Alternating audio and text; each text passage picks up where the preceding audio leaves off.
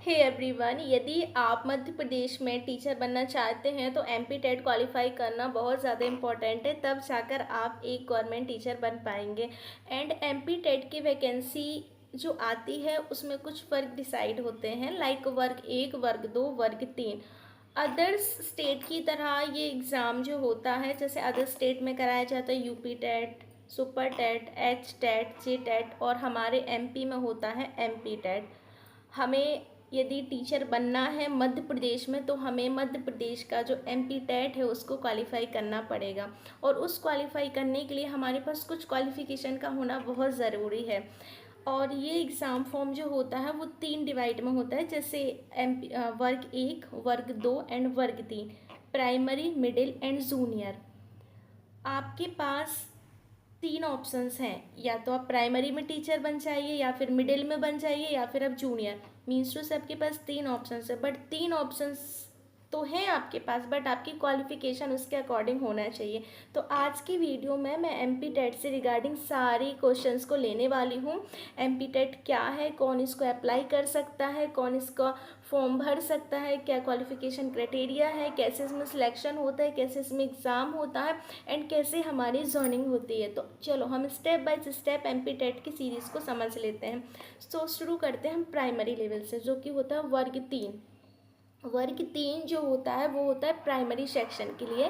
Primary section का मतलब होता है फर्स्ट टू फिफ्थ। ओके, यदि आपने डीएलएड किया हुआ है, बीटीसी किया है, तो you are eligible MP TET वर्ग 3, जिसको हम वर्ग 3 बोलते हैं, तो आप एलिजिबल हो वर्ग 3 के लिए। इसमें कोई सी टेट क्वालिफाई नहीं मांगा जाता। इस ये फर्स्ट राउंड होता है कि आपको एमपी टेट क्वालिफाई करना है। आफ्टर दैट फिर आप पहले आपका प्री होगा, फिर मेंस होगा, ओके, फिर आपकी ज्वाइनिंग होगी। तो एमपी टेट वर्ग 3 में भी ऐसा ही है। वर्ग 3 को जब आप अप्लाई करोगे तो आपके पास आपका डीएलएड होना चाहिए, या फिर आपका बीटीसी होना चाहिए। ओके, वर्ग 3 वाला हो गया। और वर्ग 2 जो आता है वो आता है मिडिल स्कूल, लाइक 6 to 8। इसमें आपका बीएड होना चाहिए प्लस ग्रेजुएशन होना चाहिए। हालांकि उसमें भी ग्रेजुएशन ही है, क्योंकि ग्रेजुएशन के बाद ही हम करते हैं, तो ग्रेजुएशन तो मोस्ट इम्पॉर्टेंट है। और प्राइमरी में और मिडिल में, तो मिडिल में भी आपका क्या होना चाहिए, ग्रेजुएशन होना चाहिए, एंड आपका बीएड कंप्लीट होना चाहिए, तब आप इस फॉर्म को भर सकते हो। ये तो मिडिल की बात हो गई। भी मैं सिलेबस पर भी आऊँगी।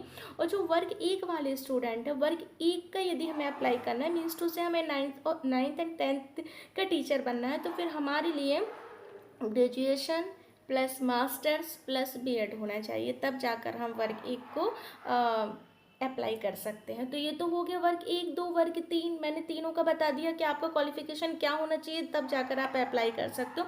इसमें 2 एग्ज़ाम होते हैं फिलहाल। अब अपकमिंग जो एग्ज़ाम आने वाला है उसका नहीं बोल सकती हूँ कि शायद मेंस हटा दिया गया, बट अभी कोई क्लियर नहीं है। जब तक ऑफिशियली नोटिफिकेशन नहीं आ जाता, आई एम नॉट श्योर। तो आपको ये है कि अभी तक तो प्री होता है एंड मेंस होता है, अब आगे क्या होता है आई डोंट नो।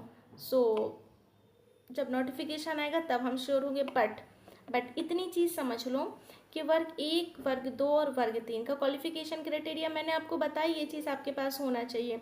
अब आपके सिलेबस में क्या क्या चीज़ें आती हैं, देखो, जैसे हमारे सी टेट हुआ, जैसे हमारा यूपी टेट हुआ, जिस तरीके से हमारे सी टेट यूपी टेट में सब्जेक्ट होते हैं, उसी तरीके से सेम एमपी टेट में भी होता है।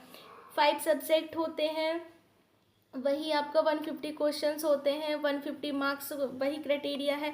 बट अब इसमें हो सकता है नेगेटिव मार्किंग हो जाए। अभी तक तो नेगेटिव मार्किंग नहीं थी, बट कह नहीं सकते नेगेटिव मार्किंग हो जाए, तो सेम क्राइटेरिया होता है। बस अभी नेगेटिव मार्किंग का मैं इसलिए बोलूँ क्योंकि जब तक ऑफिशियली नहीं आ जाता तब तक श्योर नहीं हो, क्योंकि मेंस में नेगेटिव मार्किंग थी। इस बार जो भी मेंस हुआ ना उसमें नेगेटिव मार्किंग थी, और अभी इसका चल भी रहा है। तो देखो, ये तो जैसे पता है आपको, आप यदि वर्ग 1 का, वर्ग 3 का देने वाले हो, तो आपके पास क्या होना चाहिए, आपको वही चीज़ें पढ़नी है।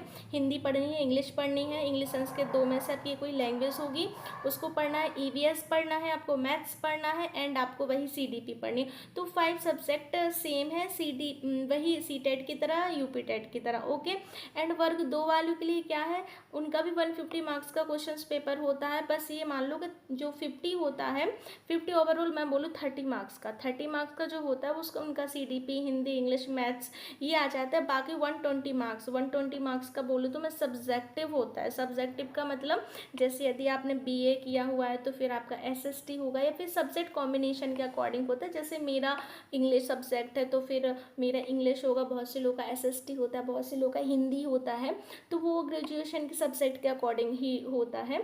तो उस हिसाब से होता है एग्ज़ाम, क्योंकि ये मिडिल में जो जैसे टीचर्स की जो मैं बोलूँ कि उनकी जॉइनिंग जो होती है या फिर क्वालिफाइंग, तो वो सब्जेक्ट वाइज होता है। जैसे मिडिल में सारे सब्जेक्ट का टीचर अलग अलग होते हैं, जैसे मैथ्स का अलग है, इंग्लिश का अलग है, तो फिर उस हिसाब से ही सब्जेक्ट का भी कॉम्बिनेशन बनता है। ओके, सेम उसी तरह वर्ग एक में होता है। वर्ग एक में भी क्या होता है, देखो वर्ग एक में भी समझ लो।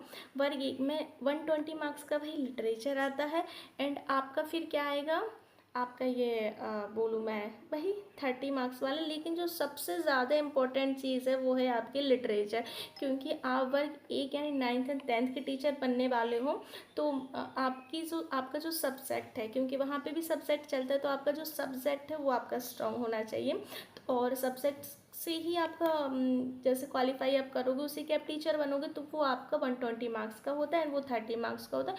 मीन्स टू से मेरे कहने का मतलब है कि थोड़ा सा क्राइटेरिया दोनों का सेम है, बट जो वर्ग 3 है इसका थोड़ा सा अलग है। इसका थोड़ा सा अलग इसलिए है क्योंकि इसमें हमको 5 सब्जेक्ट पढ़ना है, Hindi English maths EVS CDP।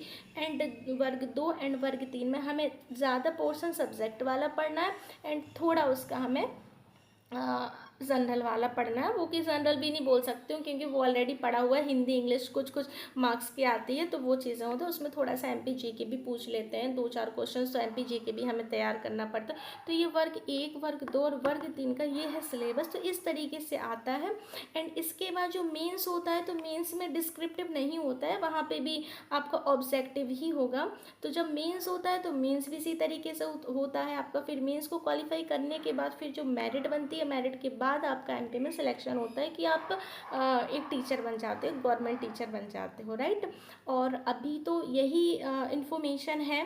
बाकी अब मीन्स होता है आगे या नहीं होता ये तो नहीं कह सकते, ऑफिशियल नोटिफिकेशन के बाद पता चलेगा। बट ये MP टेट का क्राइटेरिया है। यदि आप मध्य प्रदेश में टीचर बनना चाहते हैं तो ये क्वालिफिकेशन आपके पास होना चाहिए। 3 तरीके का इसका एग्ज़ाम होता है, प्री होता है, मिडिल होता है, एंड जूनियर होता है। इन तीनों जगह आप अप्लाई कर सकते हो। 40 कुछ इसमें एज होती है, कुछ रिलैक्सेशन मिल जाता है SC ST वालों को। और जो पासिंग क्राइटेरिया की बात करूँ तो वही होता है 80 82 और 90। बट हमेशा तैयारी करो 100+ वाली की, क्योंकि तब जाके हमारी चीज़ें आती हैं। UP TET and C TET, जैसे सी टेट में पेडागोगी आती है, MP टेट में यूपी टेट में थोड़ा कंटेंट बेस्ड आता है, फैक्चुअल क्वेश्चंस आते हैं। सेम उसी तरीके से MP टेट में भी कंटेंट बेस्ड ज़्यादा है, पेडालॉजी थोड़ा सा कम है। तो पेडागोगी को हमें थोड़ा कम पढ़ना है, बट हमें कंटेंट पर ज़्यादा फोकस करना है, तो MP टेट का ये है। और यदि आप MP टेट देने वाले हो तो बिल्कुल लग जाओ, अपनी जर्नी को स्टार्ट कर दो, क्योंकि अब नोटिफिकेशन आने कभी भी आ सकता है। देखो क्लासेस ओवरऑल चल ही रही हैं, कभी भी आ सकता है नोटिफिकेशन। तो आप ये है कि तैयारी करना स्टार्ट कर दो, क्योंकि जब नोटिफिकेशन आता है तो सच में टाइम नहीं देती है ये MP टेट जो PEB होती है। रिजल्ट में ज़रूर टाइम लगा दे, और अभी तो रिजल्ट का भी नहीं बोल सकती हूँ, क्योंकि अभी मेंस का रिजल्ट आया और इसके बाद ये देखो ज्वाइनिंग के लिए भी उन्होंने बता दिया कितने इतने में आपको ज्वाइनिंग ले लेनी है। तो इसलिए कि टाइम नहीं देता है MP PEB। तो अभी आप ये है कि आप यदि टीचर बनना चाहते हो और इन तीनों में से आपके पास जो भी क्वालिफिकेशन है, जो भी आप जिसमें भी आप एलिजिबल हो, उसकी तैयारी करना स्टार्ट कर दो, और आप एक अच्छे टीचर जल्दी से जल्दी बन जाओगे, है ना। जैसे ही फॉर्म आएगा उस टाइम तक आपकी पूरी तैयारी भी हो जाएगी। अच्छा, एक क्वेश्चन और, अदर स्टेट वाले फॉर्म फिल कर सकते हैं कि हाँ, अदर स्टेट वाले भी फॉर्म फिल कर सकते हैं, बट उनका जो क्राइटेरिया होता है थोड़ा सा डिफरेंट होता है। मीन्स टू से अदर स्टेट वाले फिल तो करते हैं, लेकिन थोड़ा सा उनको बेनिफिट इनको ज़्यादा मिलता है MP वालों को, क्योंकि ये MP के मूल निवासी हैं, राइट। तो यदि आप मध्य प्रदेश में सरकारी अध्यापक बनना चाहते हैं और अब तो आपके क्लियर हो ही गया होगा कि वर्ग 1 क्या है, वर्ग 2 क्या है, वर्ग 3 क्या है, राइट। और यदि आप हैं तो बिल्कुल तैयारी को स्टार्ट कीजिए, क्वालिफिकेशन है आपके पास वो सारी चीज़ें तो बिल्कुल लग जाइए अपनी तैयारी में। एमपी टेट से रिलेटेड कोई और भी क्वेश्चंस हो तो वो आप कमेंट सेक्शन में लिखना, मैं उसका आंसर करने की पूरी कोशिश करूँगी। So thank you.